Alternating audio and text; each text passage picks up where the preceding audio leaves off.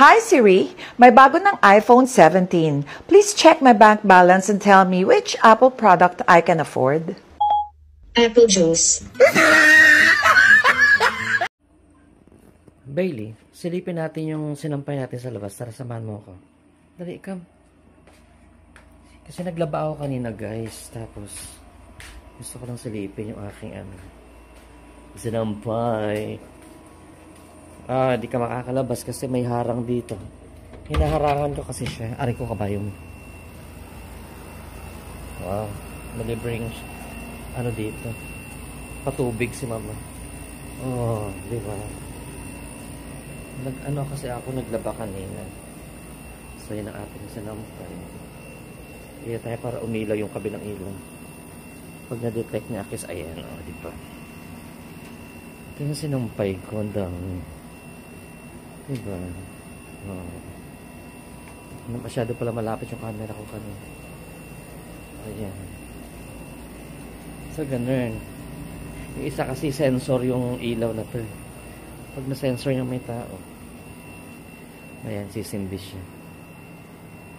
Dahil ko nilaban kanina, guys. Ayan, kwarto namin. Tapos, dito po nagpupupo yung aso ko.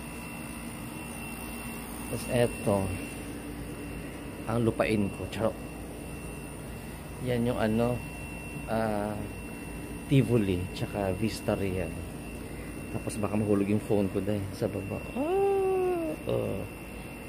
Diyan yung lobby may sa tapat namin. Yan, may puno na yan. Diba? Baka pa dyan, Pag ito gumuho, charot, joke lang. Tara, pasok na tayo. Hindi siya makalabas kasi may harang yung may harang dito. Paano pag di ko haharangan dito banda sa aircon? Ito kaya may harang kasi. Iihian niya tong kurtina. Yung aso ko na ito masyado itong chusera. Ganito kami paggabi na kasi hindi na gumagana yan, syempre. Yan, mga LED lights na lang, tsaka mga kung anik-anik sa taas. Nagsasaing ako ngayon, ayan, kasi nagugutom ako, magluluto ako ng Argentina corned beef. Ayan. Diba, pati yung ref ko may LED sa likod. Ganito ang aming buhay. Charot. Tapos pagdating sa kwarto, ang kalat eh. Kalat nyo ha. Ang sarap ng tulog ko dyan sa ganyan, no? Para nakaka-relax. Hey, boss. Hi. Charot.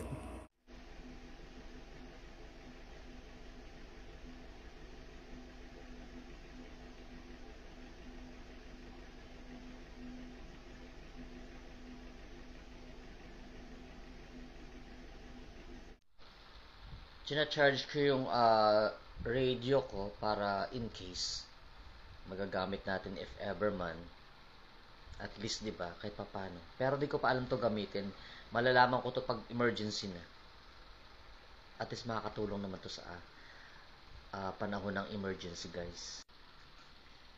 And then, ayun, meron pa ako ditong, kasya na siguro itong ganyan, tubig.